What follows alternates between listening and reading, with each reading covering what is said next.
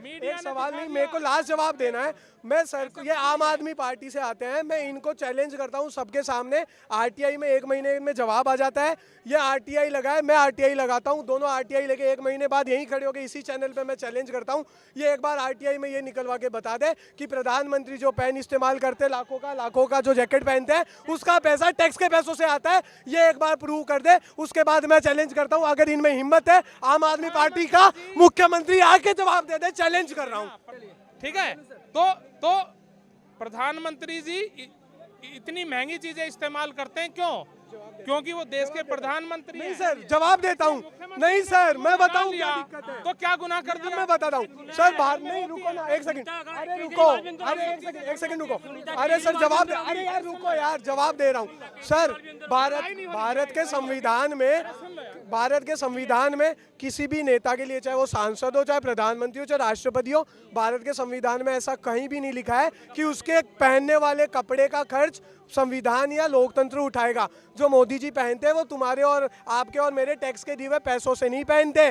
जो अगर लाखों का पहन है तो वो सरकारी खर्चे पे नहीं रखते। आप जो कर रहे हो वो लोगों के टैक्स के पैसों से कर रहे हो। जवाब इस चीज का दो। प्रधानमंत्री जी के घर पे चले जाइए, किसी और दूसरे मंत्री के घर पे चले जाइए, सब मंत्री और प्रधानमंत्री जी भी अपने घर में काम कराते हैं, अच्छा शौचालय भी बनवाते हैं, अच्छा टाइलें अच्छी लगवाते हैं, सब चीजें अच्छी लगवाते हैं। यहाँ दिक्कत क्यों हो रही है उनको? क्योंकि सर प्रधानमंत्री भी अपने घर पे 8 लाख का पर्दा नहीं लगवाता, क्योंकि प्रधानमंत्री भी 5 लाख का कमोड नहीं लगवाता, क्योंकि प्रधानमंत्री भी वियतनाम का लाके मार्बल नहीं लगवाता जिसकी कीमत 1 करोड़ और लगाई 1.5 करोड़। ये प्रधानमंत्री भी नहीं करवाता। अभी मैं फिर सवाल उठाऊंगा, उस आईएएस अधिकारी को भगाया, उसको जब हटाया गया, आज अगर अभिनव समाज का अध्यक्ष आके बोल रहा है हमने कोई नोटिस नहीं दिया और हमने इसका नोटिस भी सरकार को भेजा कि हमने ऐसी कोई कंप्लेन नहीं की, ऐसा कोई हमारा वकील नहीं है। कल जब न्यूज़ मीडिया उस वकील को ढूंढने गई, वहाँ पे सर ऑफिस ना मिला।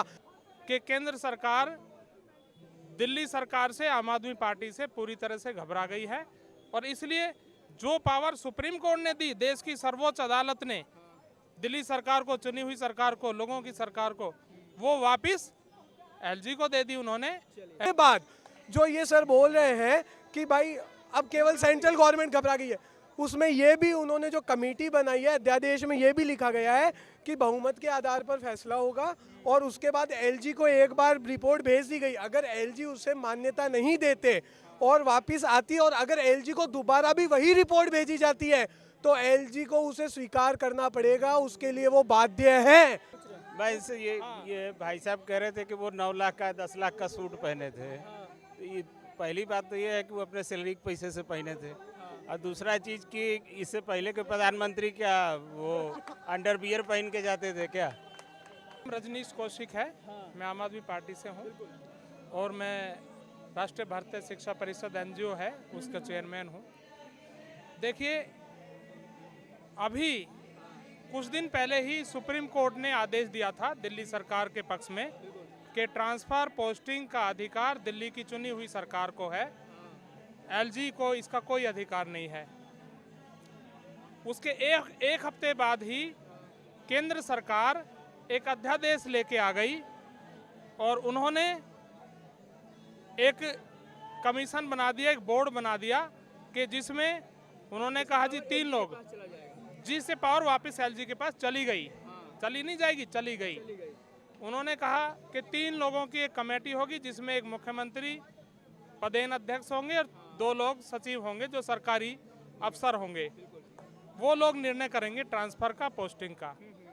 इसका सीधा सा अर्थ है कि केंद्र सरकार दिल्ली सरकार से, आम आदमी पार्टी से पूरी तरह से घबरा गई है और इसलिए जो पावर सुप्रीम कोर्ट ने दी, देश की सर्वोच्च अदालत ने दिल्ली सरकार को, चुनी हुई सरकार को, लोगों की सरकार को, वो वापस एलजी को दे दी उन्होंने अप्रत्यक्ष रूप से। सर जो बोल रहे हैं फैसला, उस फैसले को पूरा मैं पढ़ देता हूँ आगे। उसमें ये भी बोला गया कि इंडिया के कॉन्स्टिट्यूशन में नेशनल कैपिटल रीजन के लिए सरकार में जो सरकारी ये अफसर हैं, इनके कंट्रोल के लिए कोई विशेष प्रावधान का कानून नहीं बनाया गया है। तो अगर ऐसा कोई कानून बनाने की ज़रूरत है तो संसद और सरकार ऐसा कानून बना सकती है। ये भी उसके आगे ये लाइन सुप्रीम कोर्ट ने ही जोड़ी और उसी लाइन के हिसाब से सुप्रीम कोर्ट के जजमेंट के हिसाब से अध्यादेश लाया गया। और उसके बाद जो ये सर बोल रहे हैं कि भाई अब केवल सेंट्रल गवर्नमेंट घबरा गई है, उसमें ये भी उन्होंने जो कमेटी बनाई है अध्यादेश में ये भी लिखा गया है कि बहुमत के आधार पर फैसला होगा। और उसके बाद एलजी को एक बार रिपोर्ट भेज दी गई, अगर एलजी उसे मान्यता नहीं देते और वापस आती और अगर एलजी को दोबारा भी वही रिपोर्ट भेजी जाती है तो एलजी को उसे स्वीकार करना पड़ेगा, उसके लिए वो बाध्य है। तो इस जगह कहाँ से दिक्कत है मुझे ये बताएं। और पूरी दुनिया की किसी डेमोक्रेटिक कंट्री को उठा के देख लो, हमारे संविधान बहुत अच्छा संविधान बना, संविधान में समय के अनुसार जहाँ पे भी जरूरत पड़ी संशोधन हुए, सब हुए।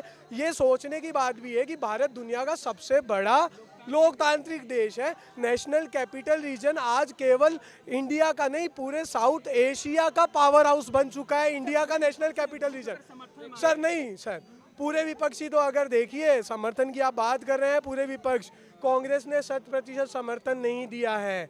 ये चीज़ सर अगर बोल दे कि 100% कांग्रेस का समर्थन है तो बताएं। कांग्रेस के कुछ नेताओं ने ये भी मीडिया में ही आके कहा है कि सुप्रीम कोर्ट ने ये लाइन भी लिखी है। और उसके बाद केजरीवाल जो समर्थन मांगने घूम रहे हैं बार बार, पहले तो ये बताएं ऐसा था तो उन्होंने क्यों एक संस्था जिसने कोई भी नोटिस नहीं भेजा, उस संस्था का अध्यक्ष कल आके चैनल पे बोल रहा है कि हमने कोई भी नोटिस नहीं भेजा। जैसे ही हमें संज्ञान में आया कि हमारी अभिनव समाज की नाम की संस्था ने एक कंप्लेन की जिसके बिहाफ पे उनकी शीश महल के पूरे प्रकरण की जांच करने वाले आईएएस ऑफिसर को हटा दिया गया, हमने ऐसा कोई नोटिस ही नहीं भेजा।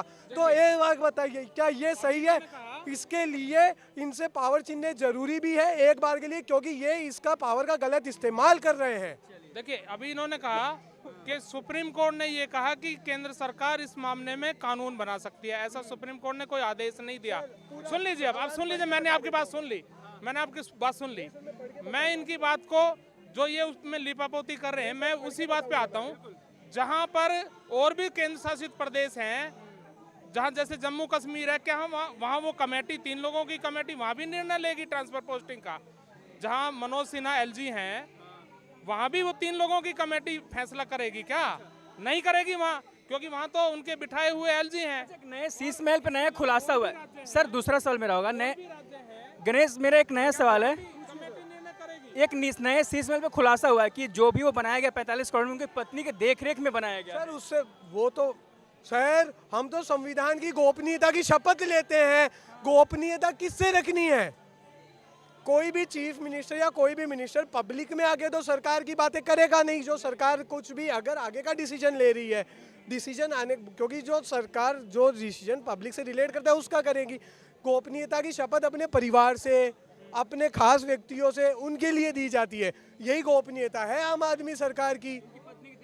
और उससे बड़ी चीज सर, अभी मैं फिर सवाल उठाऊंगा, उस आईएएस अधिकारी को भगाया, उसको जब हटाया गया, आज अगर अभिनव समाज का अध्यक्ष आके बोल रहा है हमने कोई नोटिस नहीं दिया और हमने इसका नोटिस भी सरकार को भेजा कि हमने ऐसी कोई कंप्लेन नहीं की, ऐसा कोई हमारा वकील नहीं है। कल जब न्यूज़ मीडिया उस वकील को ढूंढने गई वहाँ पे सर ऑफिस ना मिला, जिसका ऑफिस कहाँ बताया गया, निकला बाराखंबा में वो बिल्डिंग, और उस बिल्डिंग में भी वो ऑफिस नहीं। सर एक बात बताइए, आज आया है नोटिस, कल इन्होंने संज्ञान में ले लिया। मुझे समझना था और कोई चीज़ों में इतनी त्वरित कार्रवाई क्यों नहीं होती जो त्वरित कार्रवाई इन्होंने ऐसी कर ली एक फर्जी कंप्लेन पे। अब मैं तो ये सवाल उठाता हूँ जनता के होते हुए, जनता होते हुए सवाल उठाना मेरा अभिव्यक्ति की आज़ादी है। मैं ये मानता हूँ कि इन्होंने जो हरकत की है उसके हिसाब से हो सकता है इन्होंने ही फर्जी कंप्लेन करवाई हो, क्योंकि सीधी बात है उस सोसाइटी का अध्यक्ष आके बोला है हमने नहीं की, उनका वकील आके बोला है मैं इनका वकील हूँ, जिस वकील के थ्रू इन्होंने भेजा, जिसको इन्होंने एक्सेप्ट किया, उस वकील से तक इन्होंने बात की, किससे संज्ञान लेके? मैं आज कुछ भी भेज दूंगा, ये क्या उसको एक्सेप्ट करके कार्रवाई कर देंगे? कल अगर ये बोलते कार्रवाई करेंगे, मैं अब भी इनको कंप्लेन देके भेजता हूँ, ये कल कार्रवाई कर ले। हाँ देखिए, जिस बात जो ऑपरेशन शीश महल जो चला रहे हैं आजकल, और एक देखिए ऐसा कुछ नहीं है। एक सरकारी बंगला है, वो सरकारी प्रॉपर्टी है, सरकारी प्रॉपर्टी में जो भी पैसा लगाया गया वो सरकार का है। केजरीवाल ने कोई अपना बंगला नहीं खरीद लिया, कह रहे कि 45 करोड़ का बंगला बना दिया। सरकारी बिल्डिंगें जब जर्जर हो जाती हैं तो दोबारा बनती हैं। जैसे हम हमारा घर है, मान लो वो टूट फूट जाए, घर टूट जाए, घर जर्जर हो जाए तो हम दोबारा बनाते हैं ना। सरकारी बंगला दोबारा मान लो पुराना हो गया था, जर्जर हो गया, तो उसको दोबारा रिनोवेशन किया गया, दोबारा बनाया गया, उसमें काम किया जा रहा। आप यहाँ रहते हैं, दिल्ली में रहते हैं, आप प्रधानमंत्री जी के घर पे चले जाइए, किसी और दूसरे मंत्री के घर पे चले जाइए, सब मंत्री और प्रधानमंत्री जी भी अपने घर में काम कराते हैं, अच्छा शौचालय भी बनवाते हैं, अच्छा टाइलें अच्छी लगवाते हैं, सब चीजें अच्छी लगवाते हैं। यहाँ दिक्कत क्यों हो रही है उनको? क्योंकि सर प्रधानमंत्री भी अपने घर पे 8 लाख का पर्दा नहीं लगवाता, क्योंकि प्रधानमंत्री भी 5 लाख का कमोड नहीं लगवाता, क्योंकि प्रधानमंत्री भी वियतनाम का लाके मार्बल नहीं लगवाता जिसकी कीमत 1 करोड़ और लगाई 1.5 करोड़। ये प्रधानमंत्री भी नहीं करवाता। ये बात करें, इसका जवाब नहीं, इसका जवाब दे। 5 लाख का कमोड क्या जरूरत है, 8 लाख के पर्दे की क्या जरूरत है, उसकी ऐसी क्या खासियत है जो यहाँ की दिल्ली की जनता का भला कर देगी? 8 लाख का पर्दा क्या भला करेगा, ये बता दे। देखिए ये जो बातें कर रहे हैं ना आप, और लोगों के मंत्रियों के घरों में भी चले जाएं, वहां भी महंगे महंगे पर्दे लगे हुए हैं। और सुन लीजिए, अभी इन्होंने प्रधानमंत्री जी का नाम लिया ना, इसलिए मुझे भी कोई हर्ज नहीं है। प्रधानमंत्री जी जब 1 लाख रुपए का पेन जेब में रख सकते हैं, प्रधानमंत्री जी 10 लाख का सूट पहन सकते हैं। मैं जो कपड़े पहन रहा हूँ, ये ज्यादा से ज्यादा इनकी कीमत कितनी होगी? सिलाई समेत 1000 रुपए, ठीक है। तो प्रधानमंत्री जी इतनी महंगी चीजें इस्तेमाल करते हैं, क्यों? क्योंकि वो देश के प्रधानमंत्री नहीं हैं। सर, जवाब देता हूँ। नहीं सर, मैं बताऊँ क्या दिक्कत है। तो क्या गुनाह कर दिया? मैं बताता हूँ सर। बाहर नहीं, रुको ना, 1 सेकंड। अरे रुको, अरे 1 सेकंड रुको। अरे सर जवाब दे, अरे यार रुको यार, जवाब दे रहा हूँ सर। भारत के संविधान में किसी भी नेता के लिए, चाहे वो सांसद हो, चाहे प्रधानमंत्री हो, चाहे राष्ट्रपति हो, भारत के संविधान में ऐसा कहीं भी नहीं लिखा है कि उसके पहनने वाले कपड़े का खर्च संविधान या लोकतंत्र उठाएगा। जो मोदी जी पहनते हैं वो तुम्हारे और आपके और मेरे टैक्स के दिए हुए पैसों से नहीं पहनते। जो अगर लाखों का पेन है तो वो सरकारी खर्चे पे नहीं रखते। आप जो कर रहे हो वो लोगों के टैक्स के पैसों से कर रहे हो। जवाब इस चीज का दो। नहीं। आप मुझे बात बताइए, सरकार ने अगर 1 करोड़ की जैकेट का मोदी जी के, सुनिए आप एक काम कीजिए, एक नहीं सर सैलरी देती है ना, अगर तो वो अपनी, तो सर अपनी सैलरी से खरीद रहा है ना, टैक्स के पैसों से अपना कपड़ा नहीं खरीद रहा। आप उनकी सर वो उनकी आय है जो कि निजी हो चुकी है। अगर केजरीवाल को इतना था, अपनी सैलरी से घर बनवा लेते, हम मना नहीं करते। अगर ये उसको संवैधानिक पद पे लेके जाएंगे तो सीधी बात है, मोदी जी कपड़े संविधान के और भारत के पैसों से नहीं, अपने सैलरी के पैसों से लेते हैं। सुन लीजिए, जितने मुख्यमंत्री हैं हिंदुस्तान के, और पार्टियों के भी मुख्यमंत्री हैं, बीजेपी के भी मुख्यमंत्री हैं, कांग्रेस के भी हैं, केंद्र सरकार के भी मंत्री हैं, वे सब अपने सरकारी बंगलों में अच्छी तरह की, अच्छी क्वालिटी की महंगी चीजें लगाते हैं। आप उनके घरों में जाके देख लीजिए, आप उनके घरों में आप जाके देखिए। यहाँ तो क्या है, यहाँ मीडिया सवाल नहीं, मेरे को लास्ट जवाब देना है। मैं सर को, ये आम आदमी पार्टी से आते हैं, मैं इनको चैलेंज करता हूँ सबके सामने। आरटीआई में 1 महीने में जवाब आ जाता है। ये आरटीआई लगाए, मैं आरटीआई लगाता हूँ, दोनों आरटीआई लेके 1 महीने बाद यहीं खड़े होकर इसी चैनल पे मैं चैलेंज करता हूँ। ये एक बार आरटीआई में ये निकलवा के बता दे कि प्रधानमंत्री जो पेन इस्तेमाल करते, लाखों का जो जैकेट पहनते हैं, उसका पैसा टैक्स के पैसों से आता है। ये एक बार प्रूव कर दे, उसके बाद मैं चैलेंज करता हूँ। अगर इनमें हिम्मत है, आम आदमी पार्टी का मुख्यमंत्री आके जवाब दे दे, चैलेंज कर रहा हूँ। प्रधानमंत्री जी जिस घर में रहते हैं वो भी तो सरकारी है, उस घर में भी पैसा लगता है, सरकारी फंड से लगता है, उसमें भी। ऐसे ही जो मुख्यमंत्री हैं, अन्य राज्यों के भी मुख्यमंत्री हैं बीजेपी शासित, उनके घरों में भी सरकारी फंड से ही पैसा लगता है। ये कोई नई बात नहीं है। अरे भाई, जब नए सिरे से बनेगी, मैं इनसे यही पूछ रहा था। मैं इनसे ये भाई साहब कह रहे थे कि वो 9 लाख का 10 लाख का सूट पहने थे। ये पहली बात तो ये है कि वो अपने सैलरी के पैसे से पहने थे, और दूसरा चीज़ कि इससे पहले के प्रधानमंत्री क्या वो अंडरवियर पहन के जाते थे क्या? किसी राष्ट्राध्यक्ष अगर सामने होगा,